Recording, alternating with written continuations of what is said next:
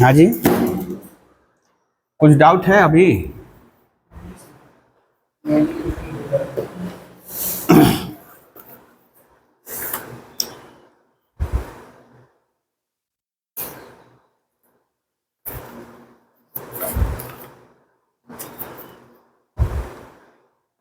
चलिए आज शुरू करते हैं। तो क्रैमर्स रूल फिर से हम आएंगे उस पर, एक दो सवाल अभी और कराएंगे क्रैमर्स रूल करा के, ठीक है।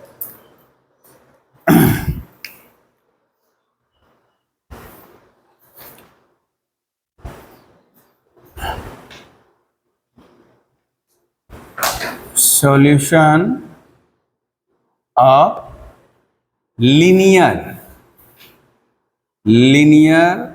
साइमल्टेनियस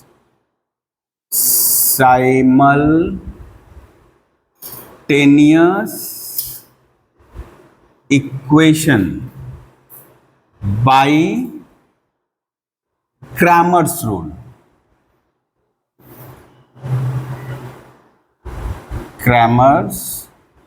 रूल, ठीक है। यानी हम लोग साइमल्टेनियस लीनियर इक्वेशन को सॉल्व करेंगे क्रैमर्स रूल के माध्यम से। लेकिन ये क्या है पहले इसको जान लेते हैं। सबसे पहले इसको जान लेते हैं, और इसको हम लोग चूंकि ये डिटर्मिनेंट में है तो डिटर्मिनेंट जैसा ही समझेंगे। तो यदि हम लोग धर ले टू डायमेंशन में यदि बात करेंगे बेटा, दो वेरिएबल, यानी लीनियर इक्वेशन मतलब जो आप लोग हिंदी में पाए थे युग्म समीकरण, सरल युगपथ समीकरण, ठीक है। यानी कुछ इस प्रकार a1x plus b1y plus c1 equals to 0, a2x plus b2y plus c2 equals to 0। और आपको बोला गया दोनों को सॉल्व करो, और आपके पास एक मेथड है एलिमिनेशन मेथड, विलोपन विधि। दूसरा मेथड क्या है? स्थानापन्न विधि। तीसरा मेथड है यानी स्थानापन्न यानी सब्स्टिट्यूशन। थर्ड है कंपैरिजन तुलनात्मक विधि। फोर्थ है क्रॉस मल्टीप्लिकेशन या वज्र गुणन, या ग्राफिकल मेथड भी है। तो हम लोग वज्र गुणन से इसको सॉल्व करते हैं। क्रॉस मल्टीप्लिकेशन मेथड से यदि करेंगे बेटा तो x बाई क्या आ जाएगा बेटा? x यानी बंद कर दो। जब x के लिए करेंगे कुछ डिटरमिनेंट जैसा हाल है, डिटरमिनेंट जैसे इवेलुएट करते हैं। तो यदि x के लिए करेंगे तो हम y के गुणांक और स्थिरांक को गुणा करेंगे, यानी ये b1c2 माइनस b2c1। अब जब y के लिए करेंगे तो अब यहां ध्यान दीजिए बेटा, जैसे इसको बंद कर रहे हैं इधर यहां से शुरू हो रहा है लेकिन एलिमेंट नहीं है, तो पीछे अपने मल्टीप्लाई होगा ऐसे। तो क्या हो जाएगा? c1a2 या a2c1 जो भी है, a2c1 माइनस a1c2 और 1 बाई a1b2 माइनस a2b1। अब यदि इसको बेटा सिंप्लीफाई करें, इतना इक्वल्स टू इतना लें, तो x इक्वल्स टू क्या आ जाएगा बेटा? x इक्वल्स टू क्या आ जाएगा? b1c2 minus b2c1 by a1b2 minus a2b1। और y कैसा आ जाएगा बेटा? y a2c1 a1c2, यानी इसको भूल जाओ, ये यहां बैठ जाएगा, बाई a1b2 माइनस a2b1। और हम लोग जब डिटर्मिनेंट के अर्ली, ये जब इंट्रोडक्शन में पढ़े थे, डिटर्मिनेंट का जब स्टार्ट हुआ था तो आप लोग को डिटर्मिनेंट बताए थे, इसी को क्या कहते हैं? Second order determinant. ये जितना भी किए हैं क्या है? सेकेंड ऑर्डर डिटर्मिनेंट है। तो यदि ये ऊपर देखे बेटा, डिटर्मिनेंट को रिप्रेजेंट करने के लिए यदि हम इसको ले तो ये कैसा है बेटा? a1 a2 b1 b2। Okay, a1 a2 थोड़ा सा इसको छोटा लिख रहे हैं, थोड़ा सा छोटा लिखे और थोड़ा नजदीक लिखे कि कुछ और हम यूज कर पाएंगे यहाँ पे।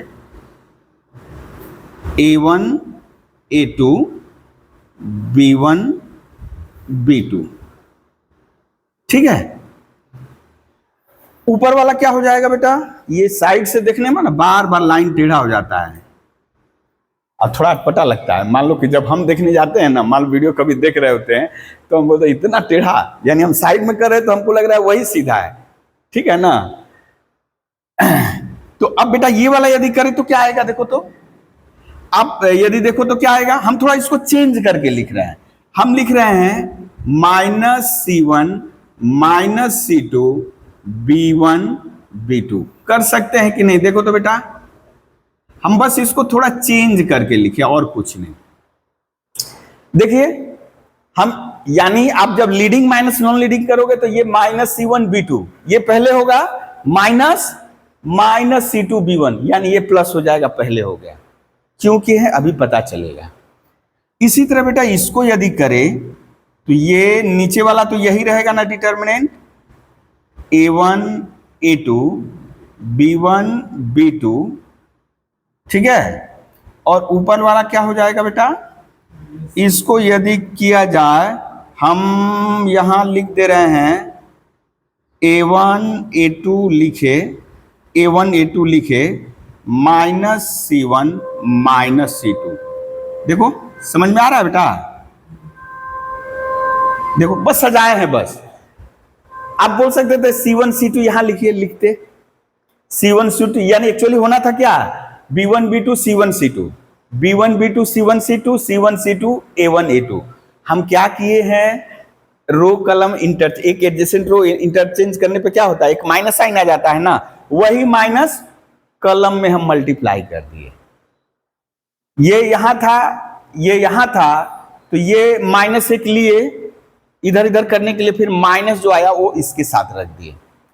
अब यहां गौर करिए बेटा, ये नीचे वाला कहां से आ रहा है, नीचे वाला आ रहा है आपका ये, यानी एक्स वाई, हाँ आ जाइए जल्दी से बेटा, एक्स वाई के कोफिशिएंट से जुड़ा हुआ जो डिटर्मिनेंट है ना बेटा, ये नीचे क्या आ रहा है, एक्स वाई से जुड़ा हुआ डिटर्मिनेंट, यानी इसको हम लोग जब मैट्रिक्स पढ़ेंगे तो इसको बोलेंगे कोफिशिएंट मैट्रिक्स A1 A2। जब इसको हम लोग लिख देंगे बॉक्स के अंदर तो ये हो जाएगा आपका कोफिशिएंट मैट्रिक्स, ठीक है। यानी यहां जो है, और इसको सोचो बेटा, यदि इधर आएगा तो क्या हो जाएगा, -C1, ये इधर आएगा तो क्या हो जाएगा बेटा, -C2, ठीक है ना। यानी इसको अभी बंद करके सोचो तो क्या हो जाएगा, -C1 -C2। अब देख रहे हो क्या, जब x निकाल रहे हैं, नया कुछ नहीं है, नाम तमका चढ़ गया, क्रैमर्स रूल, वो उसको डिटर्मिनेंट से कर रहा है ना। हम लोग जान गए यही हमारा डिटर्मिनेंट है, तो क्रैमर्स रूल कुछ नया नहीं आया, बस नाम चढ़ गया, क्रैमर्स रूल है। क्रॉस मल्टीप्लीकेशन जो हम लोग कर रहे हैं, या जो भी मेथड जानते थे वही सॉल्व कर रहे हैं।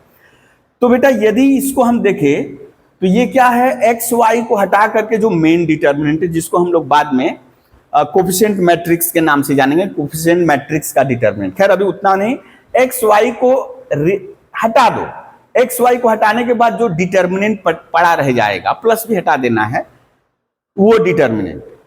तो इसको हम लोग डिनोट करते हैं बेटा, हम यहां लिख दे A1 B1 A2 B2, इसको हम लोग लिखते हैं, आप लोगों की किताब में डी यूज कर रहा है, या यदि आरडी शर्मा करोगे तो डेल्टा यूज करे, खैर उसमें कोई पचड़ा नहीं है, डी अथवा इसकी जगह क्या बेटा, हम लोग तो दोनों सिंबल यूज किए हैं, ठीक है। तो इसका मतलब यहां क्या आ गया बेटा, नीचे क्या आ गया, डी। हम अभी के लिए डी ही लिख रहे हैं, अभी के लिए डी ही लिख दिए, और इसके नीचे भी क्या आ गया है, डी। अब ऊपर वाले को समझना है बेटा, ऊपर वाले को देखो तो देखने पे क्या लग रहा है, इस कलम को ये इससे हटा दिया गया है ना बेटा, रिप्लेस कर दिया गया है। यानी जब x निकाल रहे हो तो x वाला जो कलम यही है ना, x का कोफिशिएंट, तो x वाले कलम को C1 C2 यानी ये जो बराबर के बाद जो आया है राइट हैंड साइड वाला से जो मिल रहा है उससे रिप्लेस कर दिए। और जब y का वैल्यू निकाल रहे हैं तो B1 B2 देखो A1 A2 आया है, B1 B2 रिप्लेस है ना बेटा। तो ये हम यदि इसको रिप्लेस कर दे किससे बेटा, C1 C2 जो बाईं तरफ है, दाईं तरफ है, जो दाईं तरफ है उससे रिप्लेस कर दे तो इसको लिखेंगे D1 या इसको लिखेंगे डेल्टा x। x भी लिख सकते हो, dx भी लिख सकते हो, कोई दिक्कत नहीं है। dx delta x, d1 delta 1 आप यूज कर सकते हो, कोई दिक्कत नहीं है। तो बेटा हो गया, हम मान लीजिए अभी के लिए d1 ही लिखे, यानी 1 मतलब x के लिए आ रहा है, 1 मतलब x के लिए। और सिमिलरली बेटा यदि हम देखें यहां से a1 a2 minus C1 C2 क्या पता चल रहा है बेटा, y को रिप्लेस किया गया है ना, y वाला कलम माइनस C1 C2 को, तो इसको d2 या डेल्टा y, तो हम यहां लिख दे d2 y। तो 2 देखिए अब हमको इतना नहीं लिखना है, यही कहलाया, यानी ये सब नहीं लिखना है। क्रैमर्स रूल बोल रहा है दो साइमल्टेनियस इक्वेशन या तीन साइमल्टेनियस, यहां जैसे दो वेरिएबल में है, linear simultaneous equation in 2 variable, तो फॉर्मूला सिंपल सा है, d निकालो, d1 निकालो, d2 निकालो, और 3 वेरिएबल है तो d3 निकालो, z वाला कलम आएगा। 4 वेरिएबल है तो 4 निकालो, है ना। अब क्या करना है बेटा, जब x निकालने जाएंगे, पहला वेरिएबल निकालने जाएंगे, तो पहले कलम को इससे रिप्लेस कर देना। याद रहे वेरिएबल वाला पोर्शन लेफ्ट हैंड साइड में, कांस्टेंट वाला पोर्शन राइट हैंड साइड में, x y z वाला पोर्शन लेफ्ट हैंड साइड में, और राइट हैंड साइड में क्या जाएगा आपका जो कांस्टेंट है, ठीक है ना। यहां भी फिलहाल के लिए हम किए, इसको इधर भेज दे, यानी यहां नहीं समझना है इसको C1 C2 को। तो बेटा हो गया क्या, x इक्वल्स टू, यानी जो आप x वाला कलम को वो इससे रिप्लेस किए हुए है उतना बाई d, यहां d2 बाई d। इसका मतलब यदि z भी आ जाता, 3 वेरिएबल में रहता, तब क्या करते बेटा, d3 बाई d, यानी z वाले कलम को, z का जो कोफिशिएंट वाला कलम है उसको इससे रिप्लेस कर देते, ठीक है। तो ये 2 वेरिएबल का है, जल्दी से नोट डाउन कर लो। अब इसी का नाम दे दिया गया बेटा क्या, क्रैमर्स रूल। हम लोग नहीं बोलेंगे अब क्रॉस मल्टीप्लिकेशन, यहां जब यूज करेंगे सीधे यहां लिख देंगे क्या, यानी अब ये नहीं यूज करना है, ये यूज करना है, तो लिखेंगे देन बाय क्रैमर्स रूल। यानी यहां हम लोग निकाले क्रॉस मल्टीप्लिकेशन मेथड से, लेकिन नाम कौन ले गया, क्रैमर्स ले गया, ठीक है ना।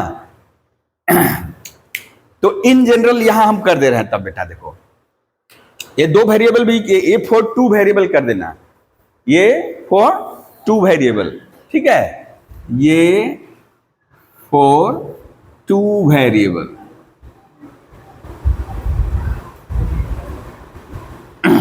यानी ये जो सॉल्यूशन आया क्रैमर्स रूल यही कहलाएगा, क्रैमर्स रूल द्वारा सॉल्यूशन। अब यदि 3 वेरिएबल रहता, a1x plus b1y plus c1z। अच्छा बेटा अब हम सीधे सीधे जान गए, हम लोग अब तो जान गए हैं कि हमको कांस्टेंट को किधर भेजना है, राइट हैंड साइड में।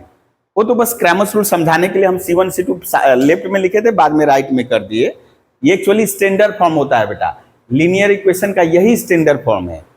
लेकिन जब हम क्रैमर्स में करने जाएंगे तो स्टैंडर्ड को थोड़ा सा अनस्टैंडर्ड कर देंगे, यानी कांस्टेंट, यानी ऐसे रहेगा स्टैंडर्ड फॉर्म, और यदि C1 को उधर भेज देंगे तब ये स्टैंडर्ड फॉर्म नहीं है।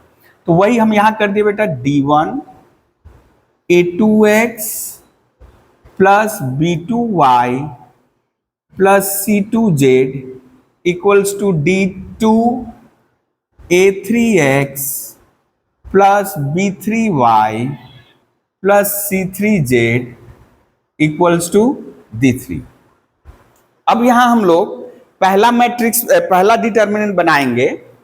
हाँ अब यानी मैट्रिक्स नजदीक आ रहा है ना, तो बार बार मुंह में मैट्रिक्स आ रहा है ना। एक्चुअली पहले ही था मैट्रिक्स हम लोग, लेकिन थोड़ा डिले कर रहे हैं कि पहले हम लोग डिटर्मिनेंट बढ़िया से समझ ले, तब आप डिस्क्रिमिनेट थोड़ा कर पाओगे। अब यहां हम लोग ले रहे हैं बेटा डी। डी यानी कौन? ये जो एक्स वाई जेड का कोफिशिएंट आएगा, एक्स वाई जेड का कोफिशिएंट क्या? A1 B1 C1 A2 B2 C2 A3 B3 C3। ठीक है।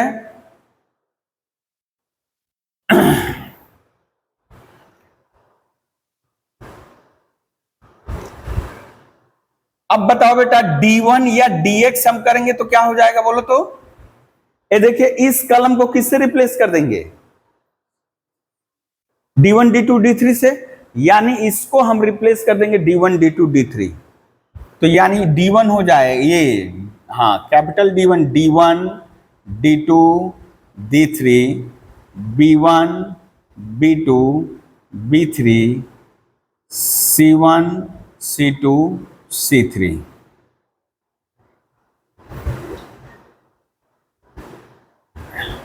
ठीक है। D2 क्या होगा बेटा? D2 क्या होगा? D1 D2 D3 यहां तीनों नहीं हो पाएगा, चलो ठीक है। D2 क्या होगा बेटा?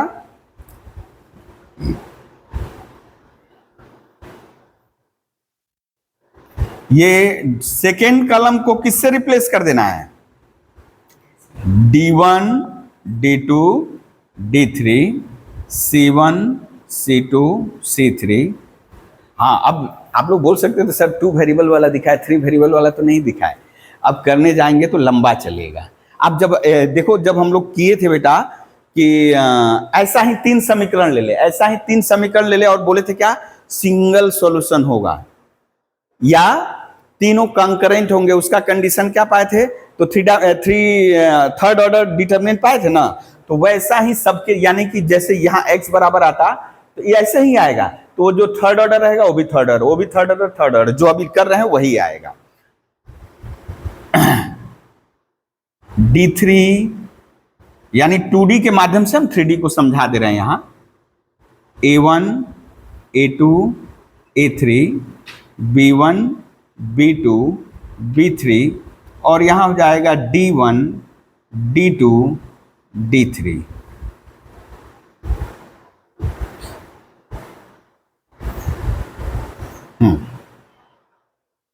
Then by Cramer's rule,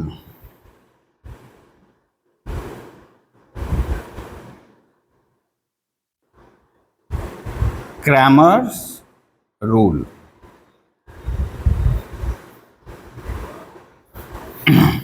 यानी सॉल्यूशन क्या लिखेंगे बेटा?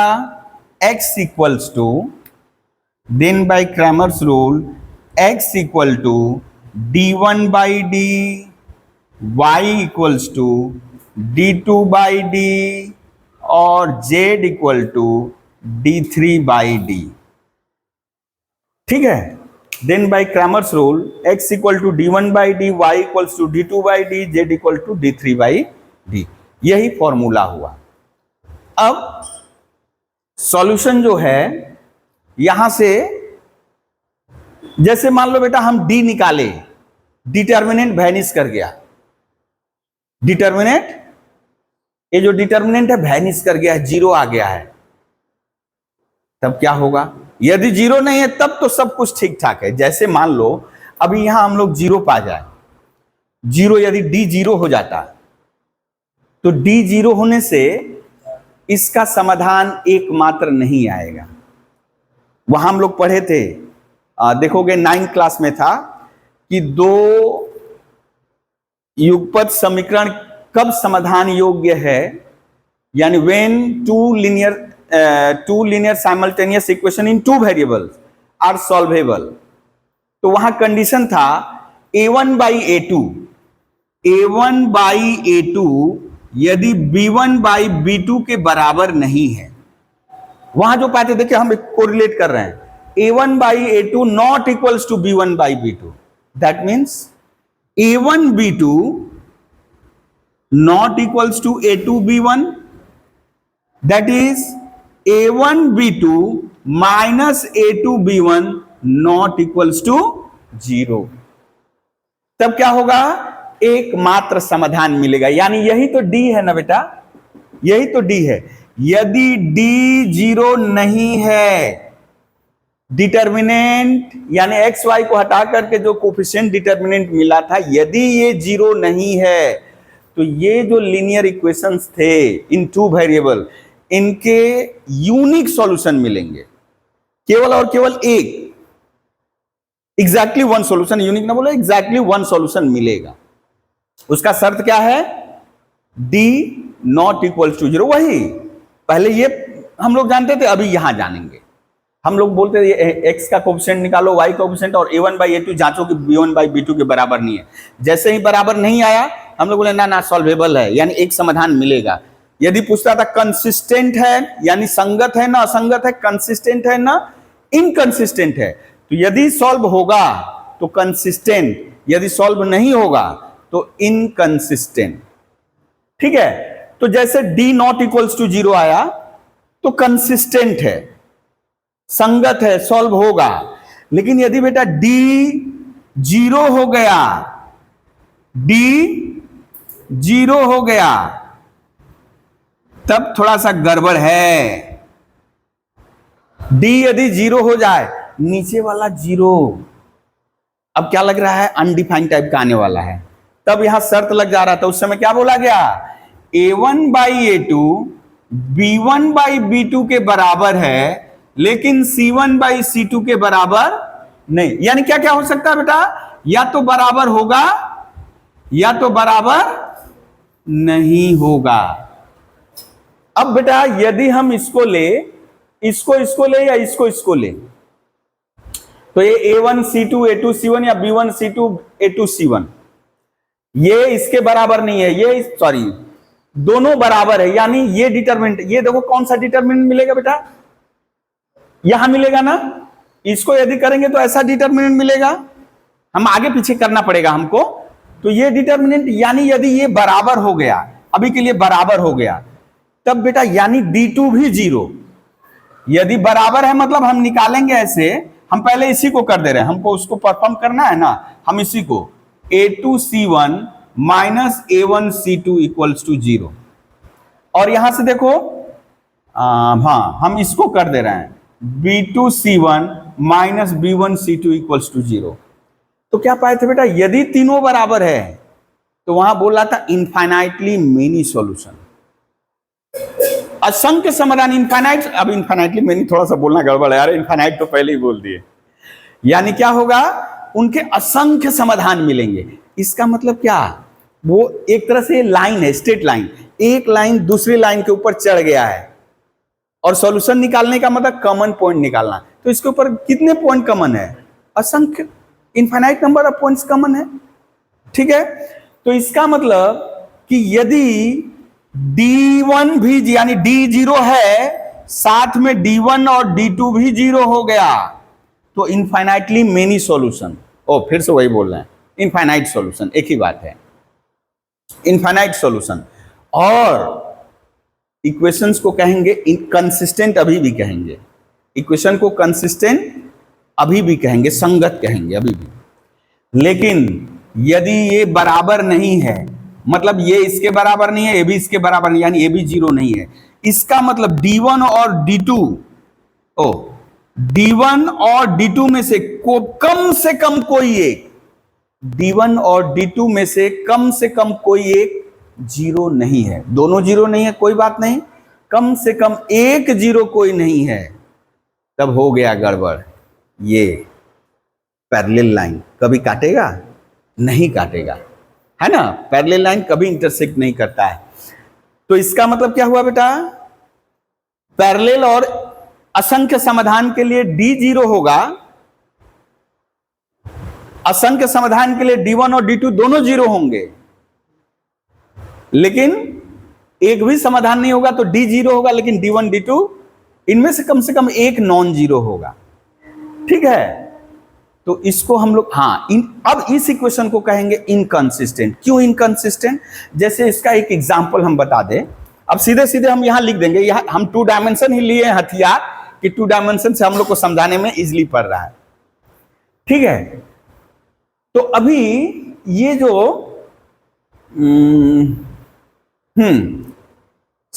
ये जो समानांतर बोल रहे हैं बेटा, समानांतर यानी कैसा होगा, जैसे हम एक एग्जांपल लिखे 2x plus 3y equals to 6 और 8x plus 12y equals to 5। या थोड़ा सा हम यहाँ पे ले रहे हैं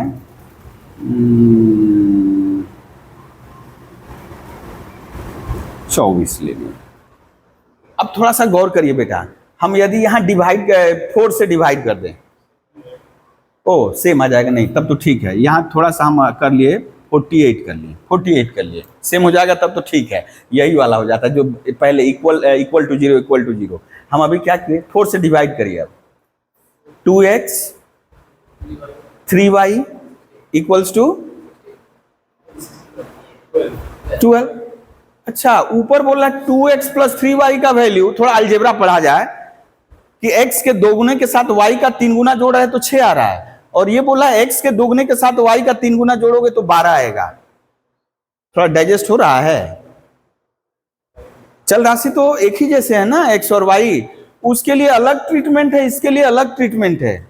इसीलिए क्या बोल रहा है कि ये समीकरण युक्ति संगत नहीं है, इसीलिए कहते हैं इनकंसिस्टेंट, यानी अपने आप में विरोधाभास उत्पन्न कर रहे हैं कि 2x प्लस 3y समानांतर है, ठीक है, वो समानांतर है इसीलिए, लेकिन ऐसे हम लोग थोड़ा सा इरेशनल लग रहा है कि 2x में 3y जोड़ रहे हैं तो यहां 6 बता रहा है, उसी सवाल में 2x में 3y जोड़ेंगे तो 12 दिखा रहा है।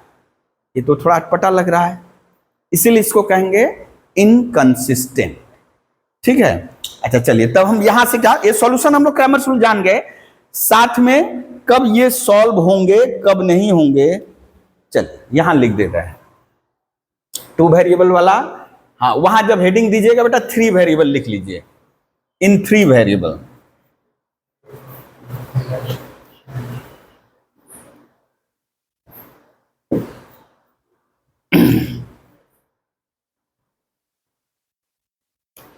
ये हो गया इन,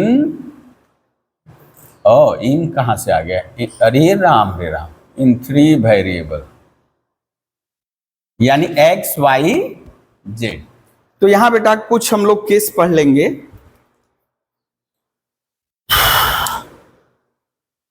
case 1,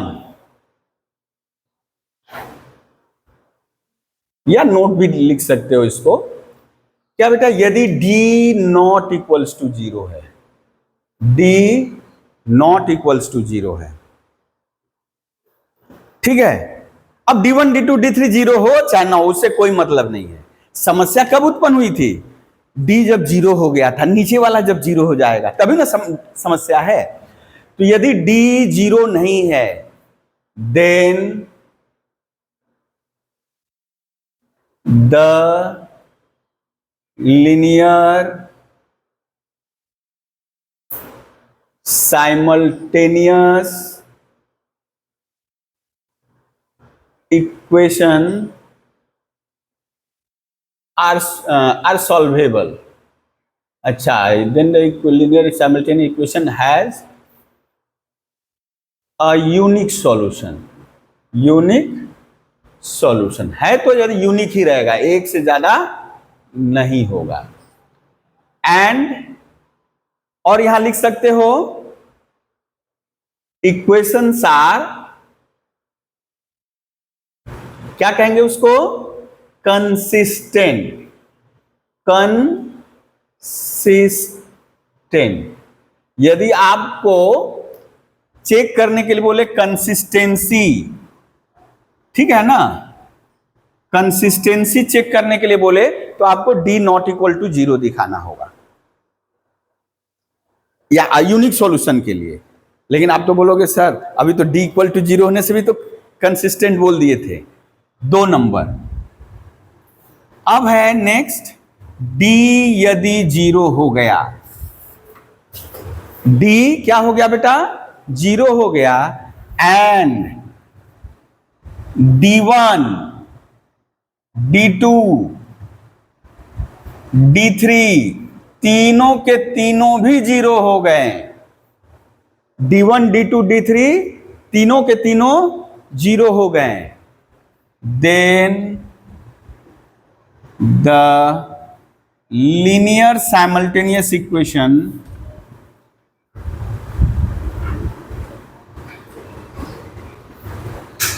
equations have infinite number of solution, infinite number of solution। ठीक है, यहां भी कंसिस्टेंट कहेंगे, equation are said to be consistent, यहां पर भी लिख लोगे, यहां पर भी इक्वेशंस आर कंसिस्टेंट, क्योंकि विरोधाभास नहीं है, equations are said to be consistent, यानी या तो यूनिक सॉल्यूशन है या तो इनफाइनाइट सॉल्यूशन है, तो भी हम लोग कंसिस्टेंट के बारे में बोलेंगे। लेकिन थर्ड नंबर डी जीरो हो गया एंड एट लीस्ट कम से कम one of D1, D2 and D3, D1 at least one of D1, D2 and D3 are non-zero, यानी जीरो हुआ ही नहीं, कम से कम कोई एक, तीनों हो जाए कोई दिक्कत नहीं, कम से कम कोई एक जीरो नहीं, at least one of the D1, D2 of the D1, D2, D3 non-zero, then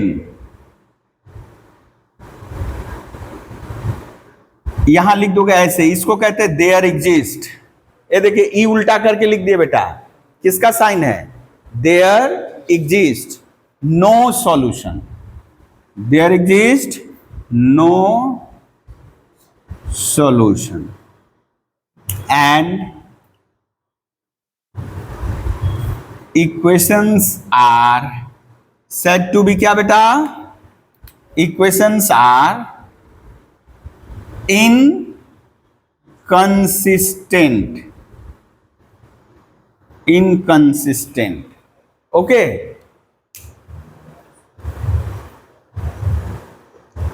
अच्छा, ये जो था हम लोग किए थे बेटा, यदि मान लीजिए